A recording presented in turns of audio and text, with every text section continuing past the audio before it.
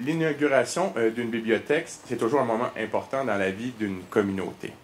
La population de Drummondville et des environs a unanimement manifesté le désir d'avoir une bibliothèque qui réponde aux besoins et aux aspirations d'une communauté moderne, tournée vers l'avenir, fière de son identité et de sa culture. C'est donc une étape décisive vers la réalisation de cet objectif que nous franchissons ensemble avec cette belle terre symbolique. La culture est une composante essentielle à l'épanouissement des Québécoises et des Québécois, et ce, à toutes les étapes de leur vie. Et c'est pourquoi mon ministère a consenti 6,5 millions de dollars pour soutenir ce projet qui aura des retombées très positives ici à Drummondville.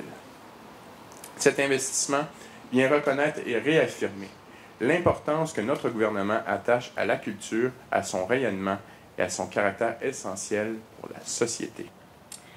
Il y a maintenant 63 ans, le frère Combe Saint-Germain, membre de l'Ordre du Canada, fondait une petite bibliothèque à Drummondville sur la rue des Écoles. Dévoué à l'éducation des jeunes Drummondvillois, il serait assurément fier de voir aujourd'hui son œuvre se transporter quelques rues plus loin et devenir le carrefour de la culture et des connaissances en plein cœur de notre ville. Nous voulons offrir aux gens d'ici un lieu de rencontre, un lieu d'échange intergénérationnel où nos enfants, nos parents, nos grands-parents, nos voisins et nos amis vont se retrouver ensemble pour partager leur passion pour les mots, leur passion pour la culture et la diffusion des connaissances. Et vous le savez, le lieu n'a pas été choisi au hasard. On a souhaité, si on veut répondre à une de nos grandes visions, qui est développée par le plan d'action du développement du centre-ville, par le conseil municipal, donc faire de ce secteur un milieu de vie. C'est un lieu qui se trouve en plein cœur des activités locales et régionales et qui propose un environnement urbain et naturel. On sait que le transport en commun, il transite.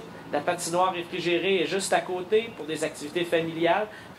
Pour votre information, une donnée qui parle, ce bâtiment-là va permettre une réduction de 40 % de sa consommation énergétique par rapport à un bâtiment standard construit selon les normes de référence dans le domaine. Plusieurs mesures d'économie énergétique ont été incluses dans ce projet-là.